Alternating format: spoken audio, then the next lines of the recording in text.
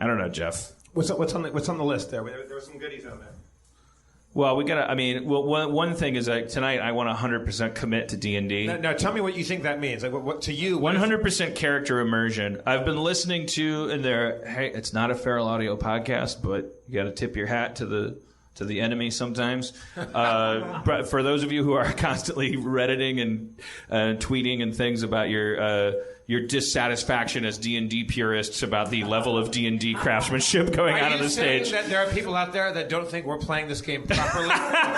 There are a couple people who not giving our all to. There are a couple of people who are so enamored with our desire to bring D&D into the mainstream here that they then feel betrayed a little bit, I think, by our sloppy, drunken, bad D&D playing, and a lot of love. They want to see us do better. They believe we can do better. Oh, well, look, yeah, that's certainly. For those of you who feel that way to the point where you wish you weren't listening to ours, I will say I've just started listening to Brian Posehn's Nerd Poker podcast, which is not in front of a live audience. It's literally just Brian Posehn and Blaine Capatch and other friends playing D&D for like an hour and a half in the comfort of their own home, and they've been playing they were friends that started playing 20 years ago, and they're playing very, very immersed D&D and doing great at it. It's night and day from what we do here. Now, here's what I would say. I want to get. I would ask Spencer.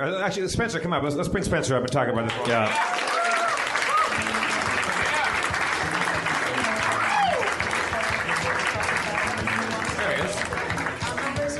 Hello, Spencer. What's up? What's up, you guys? Now, Spencer. Okay, let's now. If Dan wants to talk about getting serious about this, because as you know, Spencer, and I think everyone that plays with me now, I've become overly immersed in D&D. I've become very like intensely involved, and I love it. Yeah. But we play Pathfinder on Saturdays now with our private friendly group. What we're playing right now is what, 3.5 D&D? On stage? Yeah. Yeah. Now, I don't have that core rule book or the D&D book on that one, and so I've never taken my character sheet home. So when I see my character sheet at the end of every Harmontown, I'm looking at stuff for the first time every week. I don't know what half of my spells are or magical weapons do. So and I can't look them up. So maybe it's time for me to email me a sheet. I could look at it, and I would come here more prepared and ready to rumble. Yeah. Well, that's fine. We could do that. All right. Yeah. So again, remember the reason Jeff doesn't want to do Spencer for Halloween is because when it got mentioned, Spencer reacted unenthusiastically. Right. Yeah. Which is a great barometer to use for all decisions. Hey, Spencer, should I fry an egg for breakfast tomorrow? Go for it. Or should I just kill myself? Sure, man.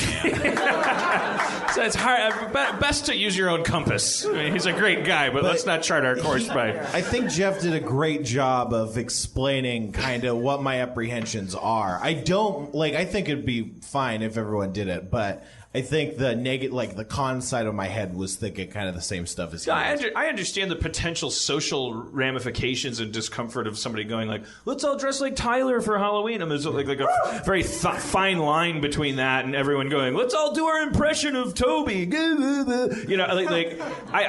all are going to get anxious about that. And I would never, I obviously volunteer myself to be the center of attention and come what may. I take the good with the bad. Other people, it's like Spencer likes coming up here, but he didn't sign up for being crucified publicly. But I get all that, but I don't think a sea of people with beards from the Hollywood toy store is going to drive anyone to suicide or. No, me neither. I think it won't. But also, if you're going to dress up like somebody, for me, because I'm a style junkie, I would want to do it right, and I think it'd be hard to pull off a proper Spencer. Because beards and wigs are usually shitty unless you spend zillions of dollars on them. Right. It would be very hard to pull off a proper Spencer beard. So I think what I'd be doing was a pale caricature, which doesn't do anybody any justice. And it's why bother? This is just any friggin' person. Now, you're talking to a guy who went and bought a wig, a Tina Turner wig online, and took it to my hairstylist, sat down, put it on, and he cut it and styled it to make my Jareth wig. I cut and colored that motherfucker, and it looks. But that's But anyways, this was not Spencer's idea about the D&D full immersion, nor was it my suggestion that we all do it or anything like that. I was just making a kind of New Year's resolution, if you will, that I'm going to try, at least for tonight, like, I want to really try to be immersed in my character. I'm all for it. I say we all really just dive in. I feel like it's something like wearing this pad around my neck, which is, it's an all or nothing deal. Like I'm leaving the house with it. I'm like, do I really need to wear this to the bathroom, to the gas station? Do you? Well, the answer is yeah. You have to. It's all or nothing. You wear it to the bathroom? Well, I have to. Otherwise.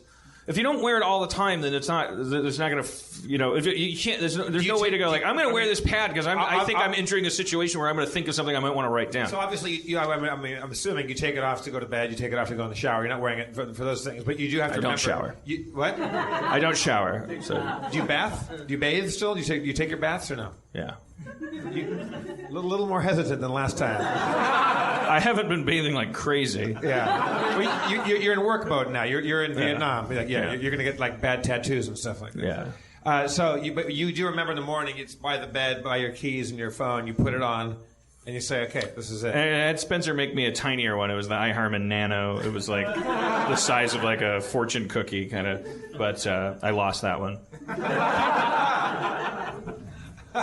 But again, these are cheap. That's not, Yeah, I think you're a better person. There's a guy raising his hand that we've never seen before. I don't think. No, you probably haven't. I saw you last night. You weren't wearing it. Oh, where were you? I was at UCB. Oh, right. No, this guy, a fellow in the audience is saying, I saw you last night, you weren't wearing it at UCB. And I promised Erin in the green room I wouldn't throw her to this pack of hungry people that this is going to be... I took it off before I went to UCB because she saw me wearing it, getting ready to go to the UCB. And by her, she I'm trying as hard as I can to be fair to her. She was being protective of me, and she was just flashing back to being the nerd that she was and like trying to protect me, knowing that I am a person that will leave the house with like my pants tucked into my socks without knowing it, like, and with a cat on my head. Like, she often needs to save me from the public, and she looked at the thing around my neck and she said, "You're gonna wear that to you're gonna wear that out to the UCB and everything, huh?" And I was like, yeah. And then, like, she was like, you know what? Yeah, no, you're right. But it was I put it in my pocket and then it fell out somewhere. All right. I'm not a fraud, sir.